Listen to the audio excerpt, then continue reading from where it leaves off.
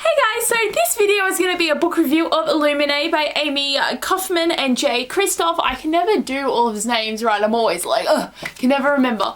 But I'm going to be doing a book review of this book because it was so good that I need to talk about it. And I will warn you guys now that this is going to have spoilers in it because there's a few things I want to talk about in this book that happened, but like I can't say it without spoiling the book, so spoiler warning now. So anyway, let's get started. So this book is very hard to explain, I feel. When I was reading it, I was actually getting really confused about a lot of the stuff that was happening. And as I was reading, like, I was having trouble remembering which ship was which and what the war was about and different stuff and where the attack happened that Katie and Ezra were residing in, and I was still a bit confused about why people were fighting each other. So I'm having, like, it's a bit hard for me to try and explain this book, and I feel bad for that because I will try and I can't hold it anymore. It's just, it's too heavy. I will try and explain this, but the two main characters, Katie and Ezra, were currently living on a planet called Kerenzal. I'm pretty sure that's how you say it, Kerenzal.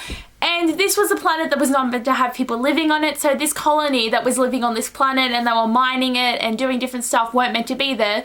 So these two mega corporations bombed the planet, and they tried to, like, they were bombing the planet to get the people out of there, but they also evacuated them. And what happened was and also what happened on that day is Katie and Ezra broke up because Katie was having issues with their relationship and Ezra just wasn't fulfilling them, so they broke up. They had to save each other's life from this thing, but Ezra got shot and he was sent to the ship of Alexander, and Katie who was fine, she got sent to the Hycanthia, I'm pretty sure that is. I'm doing very bad with pronouncing this stuff. I will find it. Yes, so Ezra is on this ship and Katie is on this one, the Hypatia. So they're on these two different ships. And this is another ship that's just chilling, you know.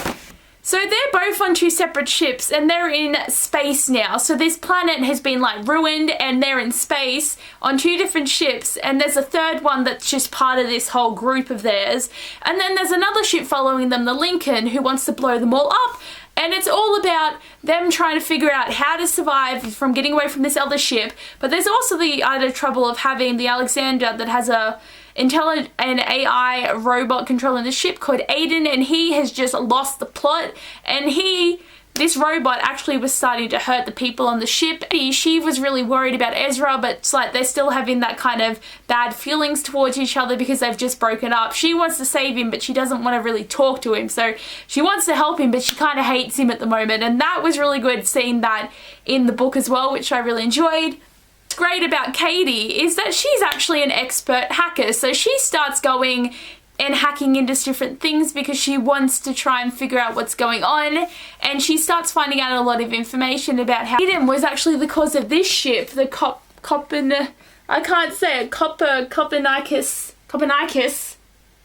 It's very difficult. These names are really hard. I have trouble pronouncing things. I really do. Aiden actually blew up one of the ships that was part of the fleet that was trying to help each other, and it was like, what? So many people died in this book. That's the one thing. There was so many people dying, and there was actually this disease that was like modified to kill a lot of people, and once they were on the Alexander, the disease started seeping through and they were trying to keep it at bay, and it was really hard, and Aiden thought the best way to save people was just blowing up the people who were diseased. So that led to the other ship that blew up, the one I just said before, the Conopius? I can't. And it was really sad though, because so many people were dying in this book and it was really killing me. That's what was happening. There was different people fighting, and Aiden was trying to save everyone, but he's really killing everyone. And that's pretty much what happens. That's pretty much the premise of the book. I probably did a really horrible job of explaining that, but I just had difficulty understanding what was happening in this book, but that didn't stop me from enjoying it. I think what led to some of that difficulty is how the book, like, look, that's just a page of the book. Like, it's like you don't really, with this book, like, because it's set in this kind of format, is that, like, there was legit, where is it? It's just pages of people's faces. Isn't that just interesting? I can't even turn the page. Look, It's just their faces, and I'm just like, what? But what I found a bit hard with the formatting of this book is I didn't really get that much of like feelings from people. Like, you got what they were saying, but I didn't really get, you know, like the description of what was going on. It was just dialogue most of the book, and when it was description, it was from a guy who was watching things happening from video cameras and explaining them in a really funny way, which was great. But it was mainly instant messages and just like catalogues of stuff that were happening in the ship and different people talking to each other. And there was a lot of like a big section of the book. If you see this black section here, this is just Aiden's point of view of looking down on Katie, and it's like set like that. So it's really interesting how the book is made, and I did enjoy that, but I just had a bit of trouble understanding what was going on.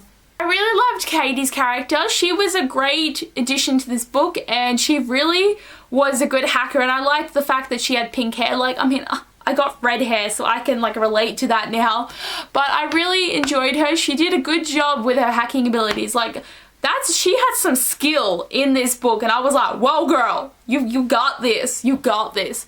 But I really enjoyed her, and I loved that over the course of the book, like, her relationship with Ezra developed back up to how it was before, and it was even better than their relationship before. I really wanted them just to get together the whole time, and I was just like, even though they were already together before, it's like, just get together. You guys need each other, and you love each other, and it just needs to happen.